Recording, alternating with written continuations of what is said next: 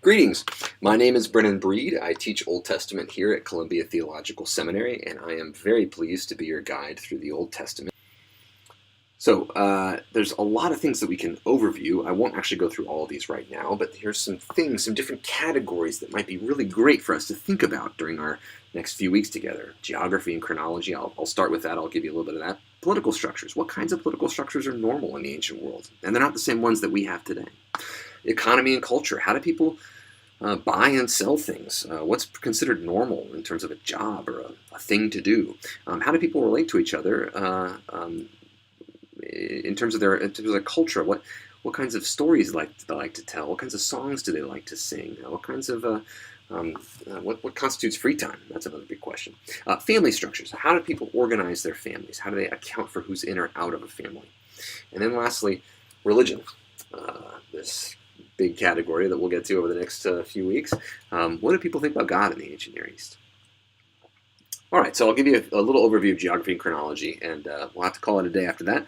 But over the next few weeks, keep your eye out for some of these different categories and questions. All right, this is a little image of what I might call the ancient Near East.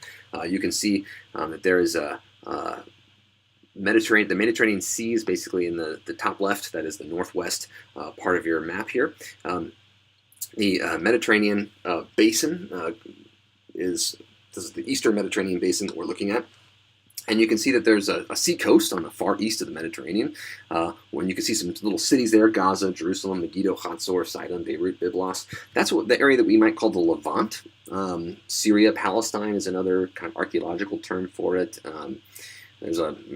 I wouldn't call it Israel, because Israel is just a tiny part of this big group, this kind of big group of peoples and towns, but also of this kind of cultural unit that kind of gets along with each other.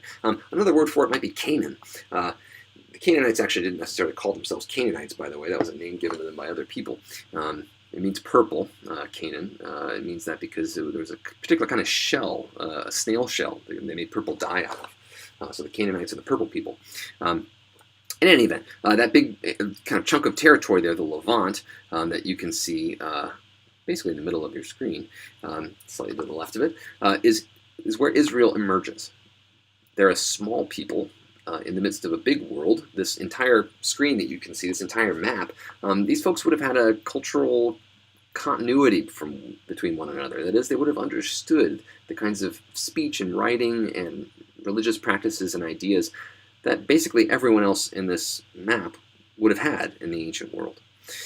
So there's Israel. Israel comes about in the middle of a large, thick, rich cultural soup, almost in the same way that you might say, I don't know, the state of Georgia doesn't exist as an independent cultural entity. It shares a lot with Tennessee and with Florida and with Kentucky and with Virginia and North Carolina and South Carolina and Texas and Alabama.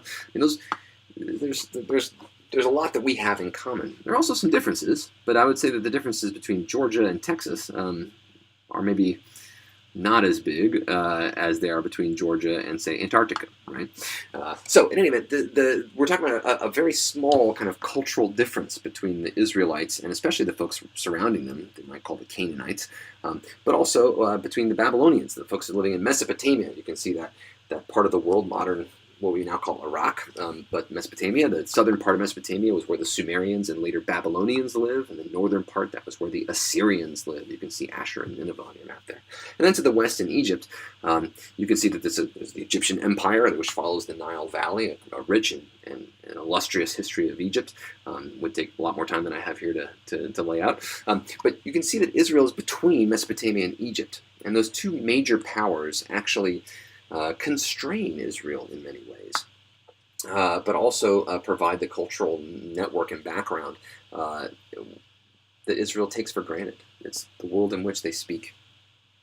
You can also see that Israel's between Egypt and Mesopotamia, along with a lot of other little states like the Phoenicians and the Moabites and the Ammonites and the Syrians. These folk always get squeezed when Egypt and Mesopotamia try to fight with each other, which happens quite often.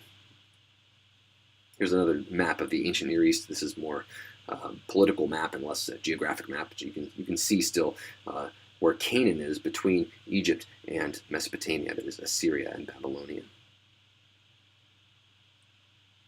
All right, so in this course, you'll hear sometimes and read some things about the ages of humanity. This is a way to measure the development of time through tools, what kind of tools people were using. It's kind of a strange way to measure time, but still different kinds of technology make different kinds of social formations possible, different kinds of politics possible. So that's what we're accounting for here. You hear people talk about the Stone Age, right? From the origins of stone tools up until about the year 3000 BCE. We're not going to talk about the Stone Age, but we will talk about the Bronze Age, at least in the ancient Near East, from the year 3000 until about the year 1200 BCE. By the way, I'm using BCE as before the Christian era, before the Common Era, same thing. Some people get worried about when people don't use BC and AD. Since I work in a field where there are a lot of Jewish scholars and a lot of scholars who are just interested in ancient history and work in this field, I tend to use non-confessional terms when we talk about time. Feel free to use whatever you want, of course, especially in church context. But I find it's helpful to myself to not use confessional language especially when conversing with other scholars. So in any event, from 3000 BC or BCE to about 1200 BC or BCE, we have the Bronze Age. This is when people in the ancient Near East were using bronze tools primarily. And then we have the Iron Age, about 1200 BCE to 587 BCE. This is, at least for Israel, 587. That's the destruction of Jerusalem. They actually didn't use any new kinds of tools there, but it's actually when we stop using this kind of ages of humanity, measuring humans in terms of their technological abilities, at least for categorizing time. Then we start talking about the kinds of empires that ruled. So that after that's the Persian period. And after the Persian period is the Hellenistic era. And after the Hellenistic era is the Roman era, and so on. So we start talking about the major empires after this kinds of tools that they were using. For the purposes of this presentation here, the year 1200 BCE is about when we'll start. So before that, in the Bronze Age, we might put the matriarchs and patriarchs in that time period, but we don't know much about that family other than what the Bible tells us, and it gives us some very sketchy data about where they lived and when and why, and we really don't know much. As a historian or archaeologist, we can't dig up anything about this little family. We wouldn't expect to. They're one little family. Little families didn't leave a whole lot of data or writings behind for us to see who they were and understand them as scholars. But about the year 1200 BC, we have the earliest mention of Israel that's outside the Bible, and that is the Stela of the Pharaoh Merneptah. And you'll read about that in the Michael Coogan book. But for all intents and purposes, Israel begins and emerges really as a people around the year 1200 BCE. And they exist as a nation starting about the year 1000 BCE. That's when David, we date David to around the year 1000 and the conquering of Jerusalem. And then Israel only exists as a nation until 587 BCE. Really, it's Jerusalem and Judah that exist after 587. The northern kingdom of Israel gets destroyed in 721 BC. So you'll come across that in the readings.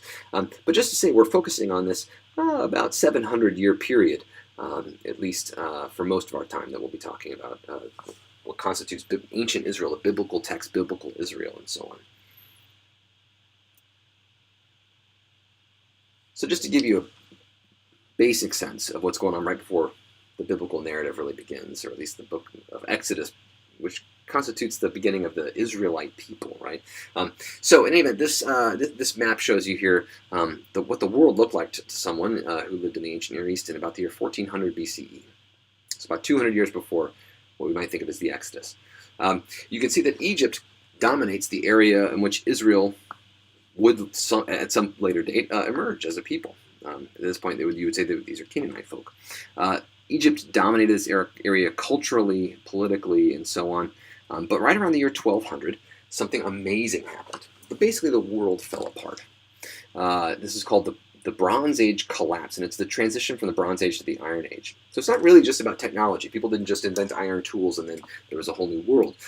Instead, what happened was that there was a series of climactic crises that destroyed a lot of the food and food sources and trading partners and so on that people had in the ancient world. And one of the results of this was that the ancient Egyptian empires, the ancient empires of Mesopotamia, the Neo-Assyrians and the Babylonians, the empires of the Hittites, which are in what is now modern-day Turkey. Asia Minor is another word for that piece of territory. And the Greek city-states and so on, they all fall apart. And you can see from this map that there's movement of peoples. As people run out of food, they start to move around. And in fact, the Philistines are one of these groups. They are Greek folk who live on one of the Greek islands, and they get on boats and they go looking for food because they run out of it because of these climatic disruptions to their food sources. And they finally end up landing after being repulsed by both the Hittite empires and the Egyptian empires. They end up landing on a strip of basically uninhabited land that we now today would call the Gaza Strip. And that's how the Philistines end up becoming the neighbors of the Israelites. Because all the major powers of the area fall apart into this power vacuum, it creates a possibility for ancient Israel to emerge as a people. And in the same exact place and time, we have other small nation states emerging in what we call the Levant, that is that area of Canaan. So the Moabites, the Ammonites, the Phoenicians, the Syrians really emerge as nationalities, we might say, city-states and even kingdoms that aren't bothered, at least for a few centuries, by Egypt and by the Mesopotamian powers and by the Hittites in the north. This power vacuum, coincidentally, also is the exact point in time in which the alphabet begins to be used. It was invented 1,000 years before that, but hardly anyone used it. The alphabet gets used for writing down vernacular, that is local languages, really for the first time ever, and recording local religious ideas and practices and histories and so on by these nascent or developing city-states and nationalities of the Levant.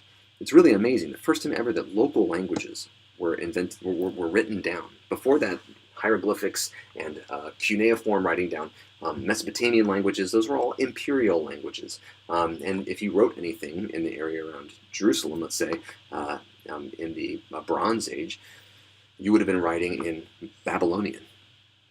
But right around the year 1200 BCE, we get the emergence of these local states and the emergence of local languages and the emergence of the alphabet as a technology that is finally used. And when you read the Bible, what you're reading is one of these amazing productions. It's the only one in the ancient world that got compiled into a giant book that starts with the history of the entire cosmos. It's a fascinating and amazing thing. It's a beautiful thing, and it's unbelievable that it happened.